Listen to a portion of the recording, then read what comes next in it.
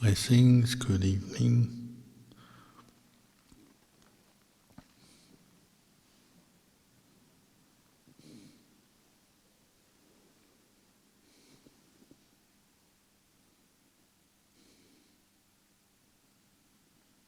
Sometimes people ask why the Buddha began teaching mindfulness with mindfulness directed to the body, what we call Kaya Gata Sati, Satipatthana.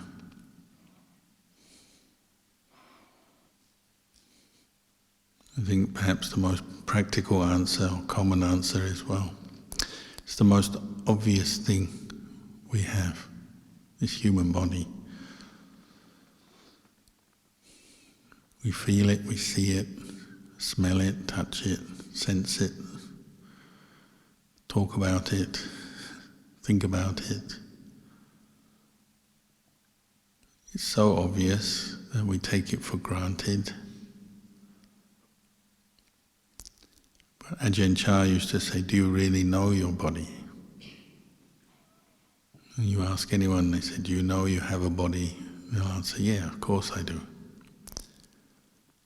But how do you know your body? Mostly we just know this body through memory. We remember that we have a body.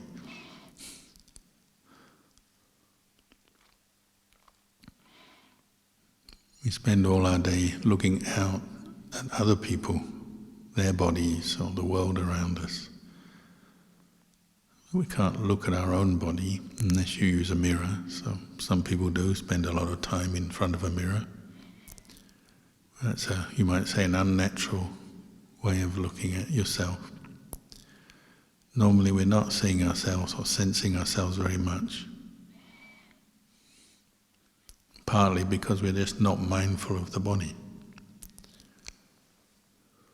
So the Buddha started there. The mind is invisible, so it's harder to see, harder to know. It's very fast. The Buddha, the body is more solid, obviously comprised of the four elements, and would apparently be more kind of longer lasting, even though it's changing every moment. And that's something you come to know as you practice mindfulness directed to the body. But it seems like it's solid and there all the time. Whereas our feelings and moods and the thoughts in our mind seem to come and go very quickly.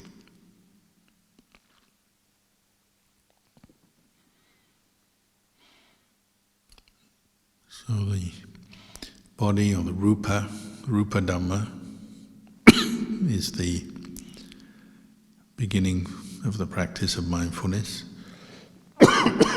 It's also the first of the 5 khandhas, rupa khandha.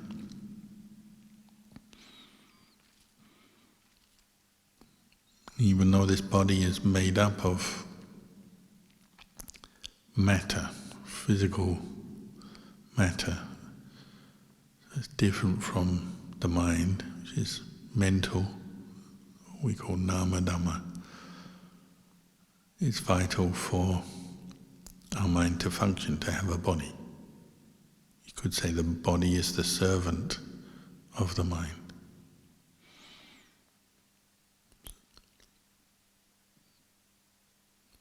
When we talk about peace or insight or even awakening, enlightenment, it's the mind that is awakened or enlightened, not the body. But the body houses the mind. It's like a vehicle that moves around according to what the mind instructs. And we need it.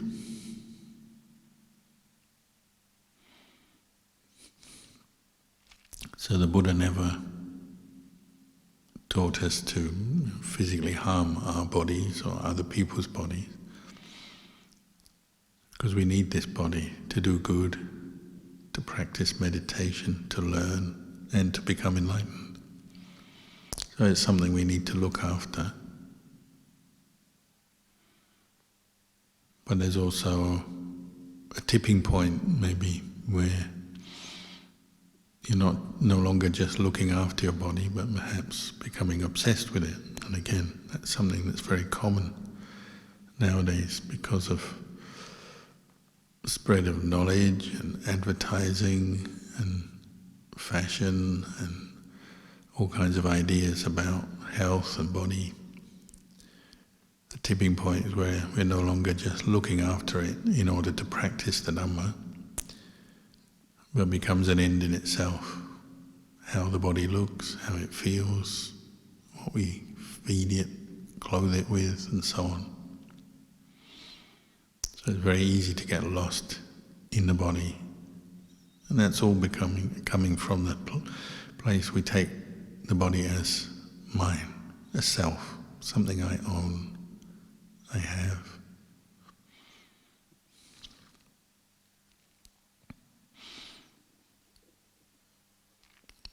But the Buddha encouraged us to practice mindfulness, to pay attention, to know,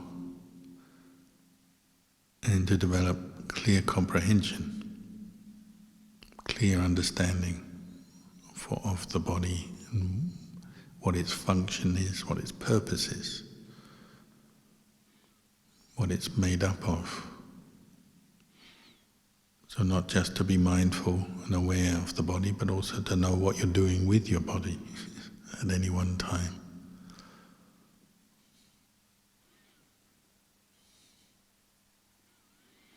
I remember when I was first in Thailand, I went to see Ajahn Chah, and then I was sent to Wat Nanachat and the international monastery, and I went there because I couldn't speak any Thai, and it made sense to go and practice there. And the first night they put me in an open room above the kitchen, which was the fate of most newcomers, which is all right, as long as you had a mosquito net. But the first night I didn't have a mosquito net, so I got eaten alive by mosquitoes. The second night, because I requested to stay for 3 months, they put me in a kuti in the forest. In those days the Sangha was very small, just a few monks, maybe a novice, a couple of anagarikas and laymen, a very small community. So they had free kutis.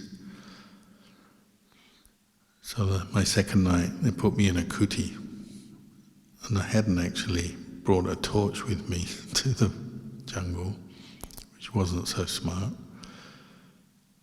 Eventually they lent me a kerosene lantern and also gave me candles, because in those days there's no electricity in the monastery. I remember the first evening walking up the staircase of the kuti,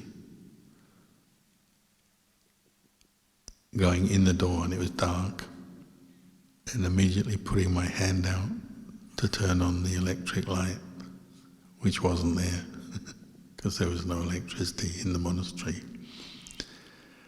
So I immediately pulled my hand back and laughed. Habit. But I was also there to practice, and I'd done a retreat of what we call the Mahasi Sayadaw method. In those days, back in the 70s and 80s, what we call the Burmese tradition, Mahasi Sayadaw, Lady Sayadaw, were very well-known meditation masters, both in books and retreats that were run in different places, and even Westerners would travel to Burma to study and practice. So I had been brought up for a while with this, what we call the Burmese method, Burmese tradition. So when I saw my hand go out for the light switch, which wasn't there, I immediately noticed how I didn't have full mindfulness and full comprehension of what I was doing. It was just habit. And after that I started to notice how many habits I had picked up living in my home in London when I began life, living in the West, not in the jungle. Quite a lot of them travelled with me though, to the jungle. The habits were mental things, you might say. Reactions, reflexes, habitual actions based on where I'd lived, my environment, my past. But now I had to retrain living in the jungle. So I found it quite interesting, quite helpful actually, because many things made me mindful and aware of some of my old habits. Like I left my passport on the floor of the hut that I was in because there was no furniture. I just had a little mat and a very hard pillow. And that was it. That's all I got in those days. No furniture, no mosquito screen on the wall, on the window, and just put my possessions in a little pile on the floor. And after a few weeks, I noticed my passport had grown fur. It was so wet and mouldy because it was the rainy season that it just became furry with mould. And the same fate came to my clothing because I was wearing white, and so my non-white clothing I just piled up in a corner, and that all went mouldy and smelly. All kinds of new things to learn living in the jungle.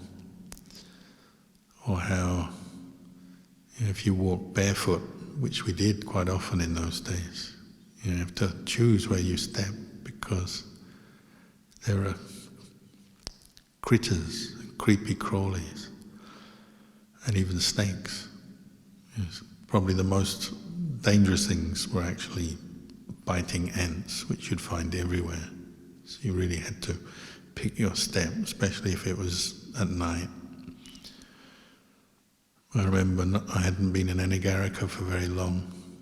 I came down the steps of my hut, vowing to be mindful every step as I'd been taught in my meditation, to be mindful of lifting the foot, pressing it down, mindful of turning, bending. The way they teach mindfulness of the body is they teach mindfulness of posture first, and your movements and what you're doing, where you're going and why. And I was determined to be mindful every step. And I went down, I stepped about 3 or 4 steps, and there was a viper lying right across the path. Just taking in, it was in the morning, I don't know why he was there, but he was just there. Perhaps he liked the soft sand of the path rather than the twigs and leaves of the forest. He was just lying there, and I didn't see him at all, even though I was trying to be perfectly mindful. So my foot came down almost on the viper, just held it at the last minute, and then I jumped over. Luckily the viper didn't move. And then I cursed myself, trying to be mindful, and look, almost trod on a snake, didn't see the snake, no mindfulness at all. And then carried on walking, and 10 meters along the same path, there's another viper in exactly the same position. And again I missed it. I was about to tread on it, and again I had to jump over it at the last minute. I only saw it as my foot was coming down. Again, I was very lucky. I didn't touch it, and it didn't move. So I'd already been cursing myself for missing the first viper. Not mindful, not aware. And now a second one is like too much. I just carried on complaining about myself. See, hopeless, no mindfulness. What else am I going to almost tread on today? And finally got to the meditation hall, which is not very far away, I don't know, 50 or 100 meters. Life was like that in the jungle. The city dweller coming to live in the jungle was having to learn all these new things. But it's quite good. It woke me up, made me mindful, think about what I was doing more and more. And also learning some of the rules of Anagarikas and even reading the Vinaya of the monks, because we had some Vinaya training as well then. Made me realize that many of the things the Buddha taught to monks and people living in monasteries are to help you be more mindful. To give you this quality we call restraint, composure, which supports the deepening of your practice of mindfulness and ultimately leads to samadhi. And samadhi supports insight, wisdom.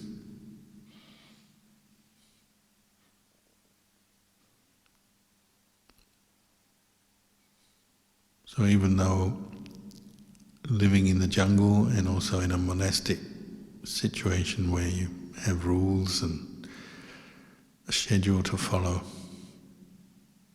highlighted my lack of mindfulness and lack of clear comprehension all the time, I could see it was doing me good, making me more aware from moment to moment. And my practice just went on from there. I could see even when I was sitting, trying to meditate on the breath, be mindful of the breath in, breath out, which is another part of mindfulness directed to the body. All the other aspects of the training and the lifestyle were supporting that. So we talk about mindfulness, it's like a quality of mind that you keep practicing, will it get stronger, more continuous. Your awareness, your ability to know yourself improves. It may take time, effort, patient effort, but over time you start to notice things more and more without so much effort because you're doing it more. Partly you're just adjusting to the new place, the new climate, conditions, monastic training, but also your mindfulness improves. You're just more present, more aware. So I found the training very inspiring and helpful.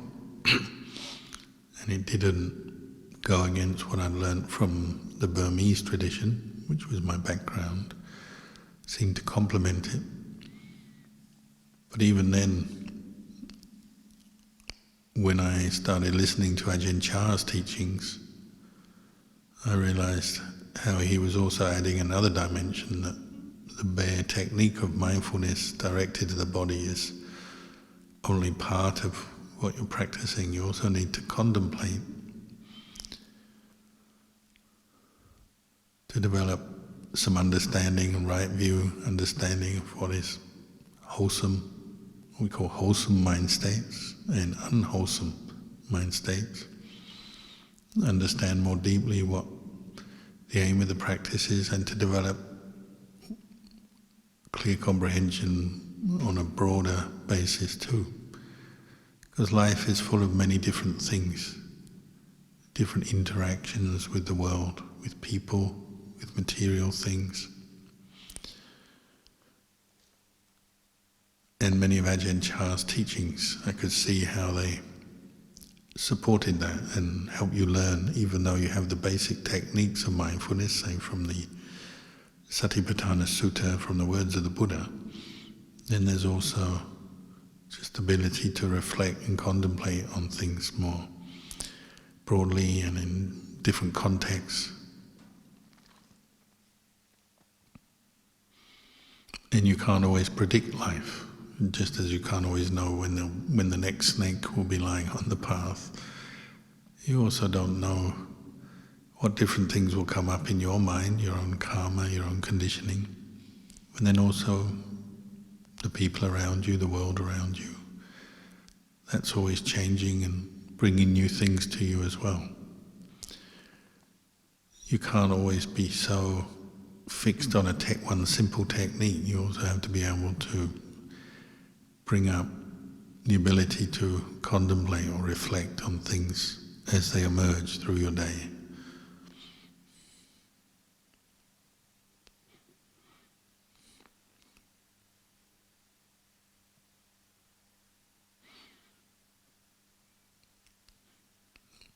Another question I had was, when I was new to the practice, well, how do you practice the other aspects of mindfulness of the body?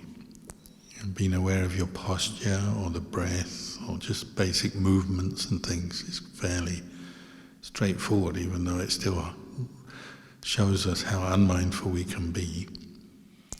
But then the Buddha went on and talked about contemplating the 32 parts of the body, just as we chanted tonight. And that was a new way of looking at the physical body, seeing it more as a collection of parts rather than one solid thing. Again, it seems quite a simple, straightforward understanding.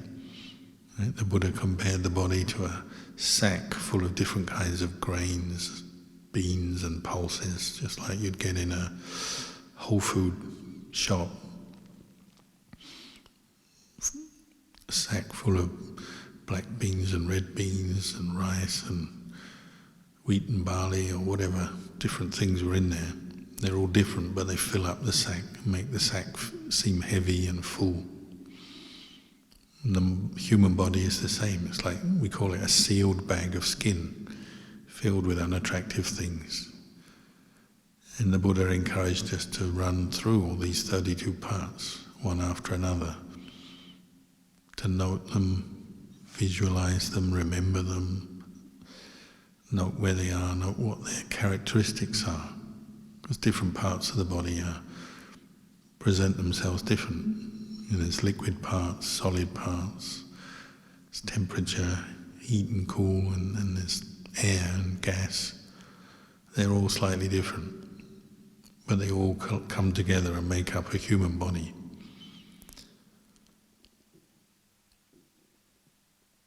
So Ajahn Chah used to teach this, running through these 32 parts, because it just gives you a whole new perspective on your own body and other people's bodies. Because the way of the world is not to question or investigate.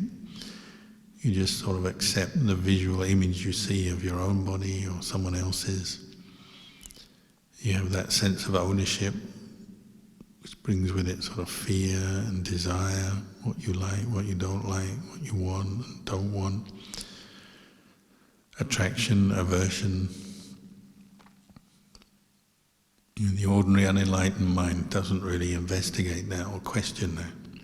But now I was living in a monastery, I was reading and listening and then asking questions, well, how did Ajahn Chah teach this? So he would say, well, go through them, learn them, at the very least learn the chant, 32 parts of the body, learn the words either in Pali or in your own language, and then ask very obvious questions. These different body parts, the flesh, the bones, the hair, the blood, are they permanent or impermanent? Even that question at first is just an intellectual exercise. You just ask the question, oh yeah, of course, nothing lasts, everything changes.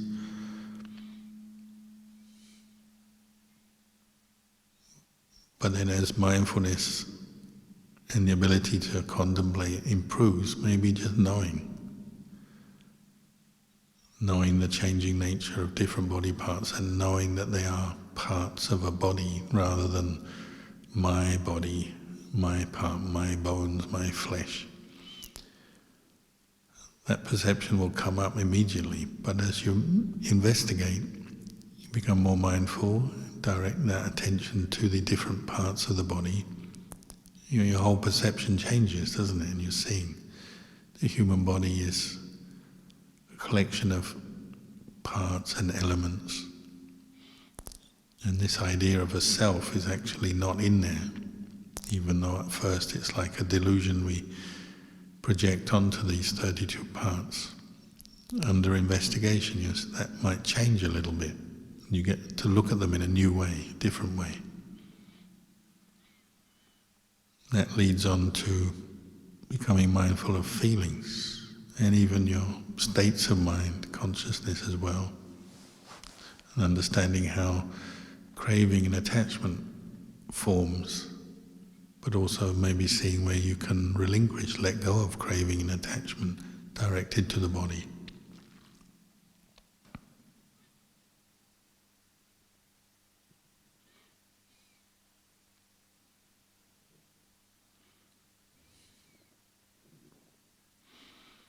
Ajahn Chah used to say you don't actually need necessarily to go and study a lot to do this. You can just take the images, the experiences you have in daily life and use them.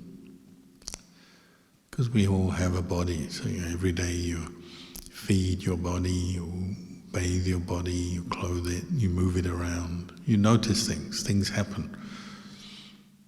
So I remember once I cut my leg in the forest. And so, for a while you have, the skin is parted and you see the red flesh underneath. It's painful, but there's also something there you can look at and learn about.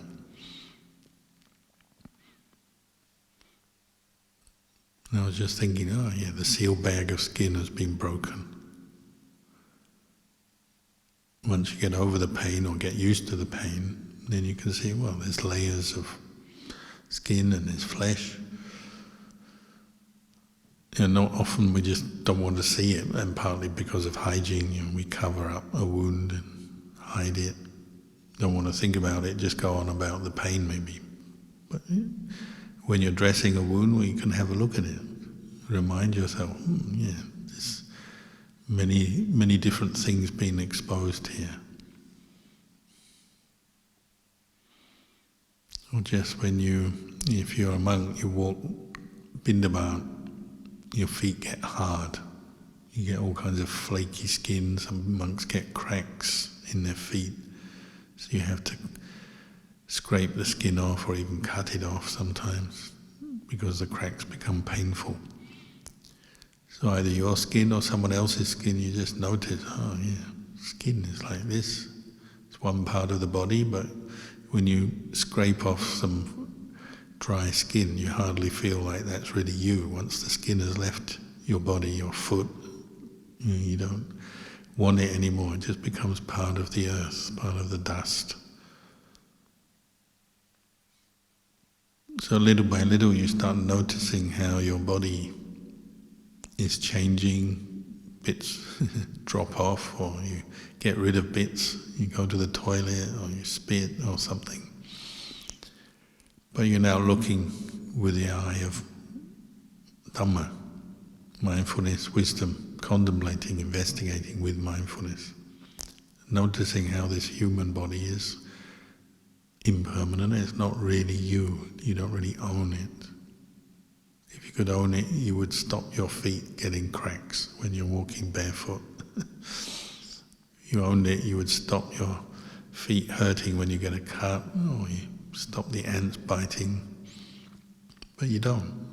Things go according to nature. The idea is simply to bring your mind in line with the truth, not to give you a new viewpoint where you don't like your body or turn against it or want to neglect it or anything. You're just noticing the way things are, the truth.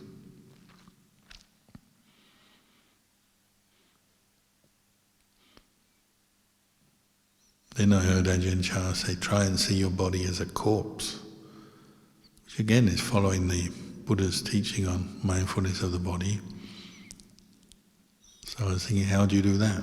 But being in Thailand, we were fortunate, being a Buddhist country, sometimes there's opportunities to go and see autopsies as a way of learning about the human body in a very direct way. Actually go to an autopsy either with medical students or sometimes just for monks, where a doctor cuts open a body and explains the different parts and shows you the parts, shows you the corpse, maybe tells you how that person died. Could be young, could be old, male, female, could be an accident, could be drowning, could be natural causes, could be a heart attack, could be murder. All kinds of different causes of death. So especially in my early years, went to see autopsies and just learned to look at the body and study it rather than obsess about it or react with emotions like this, don't like that, but just get to know the way the human body is. Obviously that can be quite confronting for some people. Maybe it's not a practice everyone can do, but if you're with a few monks and it's been arranged properly and the doctor is there happy to explain things, it can be a very informative experience, just as if you're a medical student. You actually see some of these parts we chant about, the spleen, the liver, the kidney, the bones. I always remember one time they asked, do you want to see anything? I said, can you show me a tendon? Because sometimes when you get a massage, they grab your tendons and they sort of pluck them and pull them and it hurts, but it can be quite useful for your body, just from the point of view of massage. But I said, can I see a tendon? So the pathologist made an incision on the leg of this man and pulled out the tendon. So you're just standing there watching, but it's very informative and just like a kind of piece of string or something, or cord, or you can compare it to things that you know from life elsewhere, but it's actually a human tendon. And then you realize, well, yours are just the same, except for you're alive and this person passed away.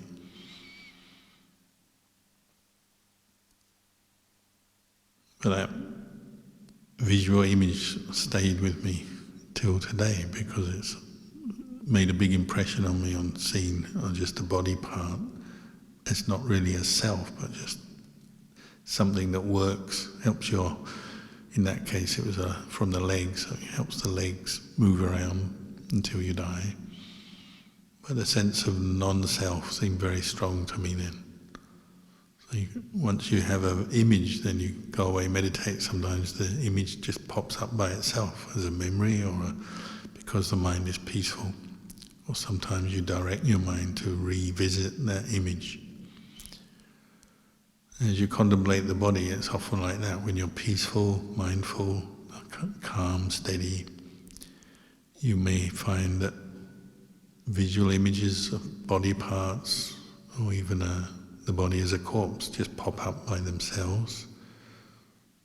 Or sometimes you bring them up, you direct the mind, and then hold attention on that image and just study it. If your mind is really calm, peaceful, maybe you just start looking at one part of the body or the whole body as a corpse, say, and you look at it, and maybe nowadays you might compare it with a drone, sort of, with a camera just going around the body, looking at different angles, looking at different parts. The idea is to learn, to see the three characteristics of a human body: impermanent, changing. It's dukkha in the fact that it can't bring you lasting happiness because it does change and it ages, eventually it dies. It's not self. You don't really own it to command it, make it do what you want. It goes according to the laws of nature, It's an amazing thing that works. While you have one, it works, it helps you do things, it helps you even get enlightened. But in the end, it's not a self, it's not something you own or can make do what you want.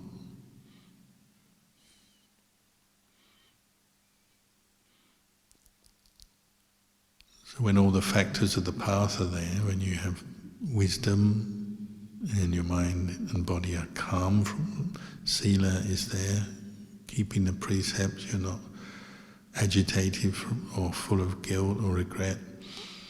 Mindfulness is there, effort is there, and then the mind becomes calm in samadhi. And you look at the body, you can really see it with a sense of equanimity, detachment.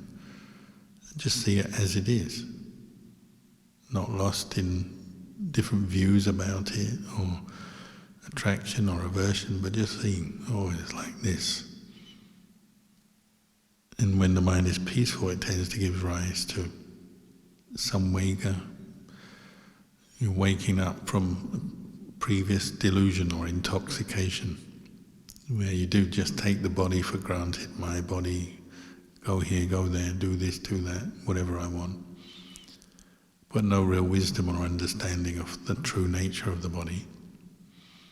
You wake up from that, and then you realize, maybe in a profound way, oh, this body is not self, not mine. There's the mind that knows it, the mind that you're educating, learning from this experience. And then there's the body, the thing that is known. So what we call rupa dhamma, the body, nama dhamma, the mind. But training the mind with dhamma rather than just following emotions and the normal kind of preferences and views and opinions we have. So sometimes people have very profound experiences where they're just kind of knowing their body, but feeling totally unattached to it, totally separate. Even while their body is alive, functioning fine, it's warm, it's alive, but there's a sense almost like it's dead already, because you realize this body doesn't go with you when you die. The mind that knows doesn't die, but the body, the thing that is known, does die. And if you really see that, know that, then attachment drops away.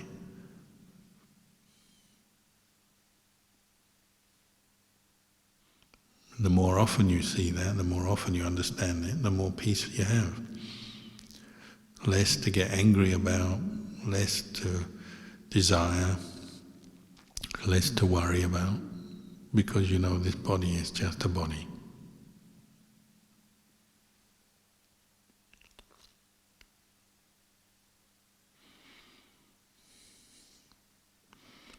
So maybe I'll leave you with these reflections tonight.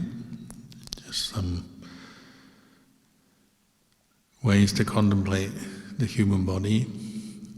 Maybe start on the outside, work inwards. But it's very much at the center of Buddhist meditation, what the Buddha taught, and all those who have been liberated from their cravings and attachments have done this. I once had a discussion with Luang Por Thep about this, because he's famous for being somebody who developed deep samadhi very early on in his practice and loved to enjoy the bliss of samadhi, and also he had developed great psychic powers as well. But he got told off by his teacher, and this is his words. He was told off by Luang Por Man for not contemplating the body. And Luang Por Man told him, don't just go to the bliss of samadhi, that state of calm, one-pointedness. Use it to come back and contemplate this body. That will be the way to enlightenment. And he said he did that following his teacher's instructions, and it worked. And he was telling myself and some other monks, he said, we do need to develop samadhi, the calm, the freedom from the hindrances, the peace, but as a platform, as a basis for then investigating, and particularly investigating the body, to see it as impermanent, not self. He said all the other aspects of mindfulness practice come out of this. Mindfulness directed to feelings, the mind, to the Dhamma, the objects of mind. All comes out of mindfulness directed to the body. So I'll leave you with those reflections tonight.